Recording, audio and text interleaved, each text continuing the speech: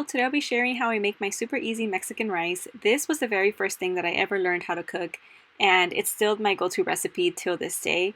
This is the way that my mom taught me how to make it, but of course there are so many other great variations to making rice, but this is the version that I'll be making today. I'm going to start by making the tomato sauce. So for the sauce, I'm going to use 1 Roma tomato, about 1/8 of an onion, and 2 garlic cloves. And the tomato I cut into 4 pieces just to make it easier to blend. I'm going to add the tomato, the onion, and 1 of the garlic cloves into the blender. And I'm not going to add the second one, I'm going to use that in a little while. But I'm going to add those ingredients first to the blender and add a little bit of water, probably like 1/4 cup of water or so. And this is just to help everything blend. If it doesn't blend smoothly, you can add a little bit more water.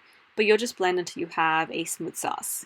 Now I'm going to start toasting my rice, so I'm going to add 1 tablespoon of oil to a pan over medium heat, and I'm going to add 1 cup of rice and toss everything in the oil. I'm also going to add the second garlic clove in here. I don't really know what this does, but my mom always did it and she says that it adds flavor to it, so I continue to do it. But I do remove the garlic clove before I serve the rice because I just don't like biting into a whole garlic clove. Then I'm just going to toss the rice in the oil until everything turns a nice golden brown color. And I'm using jasmine rice today, but I think any long grain rice would work for this.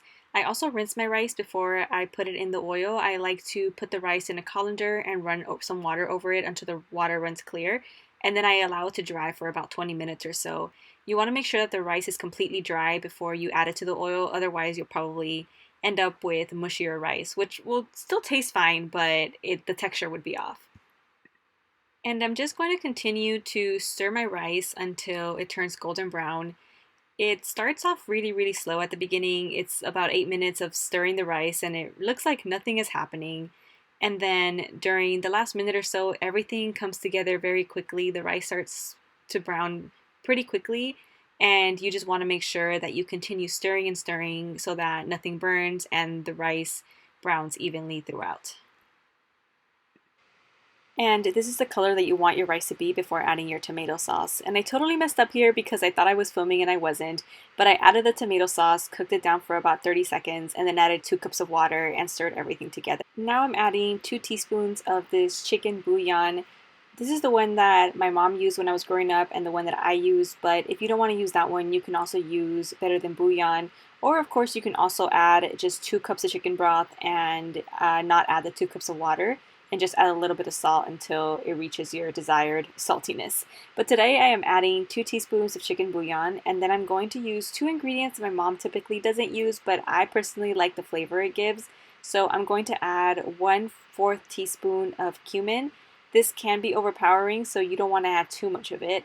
I'm also going to add some oregano. I'm going to add 1/4 teaspoon of this as well. But of course, these 2 ingredients are completely optional and you don't need to add them. The rice will still be great without them.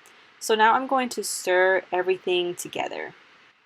And I'm doing all of this at a medium heat. I am going to wait for everything to come to a boil, and once it does come to a boil, I'm going to add the lid onto the pan and turn it down to low and leave it at a simmer for about 10 minutes. So here you'll see that it's starting to come to a boil, so I'm going to add a lid on top and then turn the heat down to low. And then I'll let it sit on the stove at low for about 10 minutes. And it's super important that you don't lift the lid or stir the rice at this point because it can get mushy if you do that. So you want to avoid doing that. But after 10 minutes, you can turn the heat off, let it sit for another 5 minutes with the heat off, and then lift the lid. And that'll give you this perfect fluffy rice texture. And now I'm going to very carefully fluff the rice and mix everything together and make sure that that thin layer of tomato sauce that was on top is well incorporated.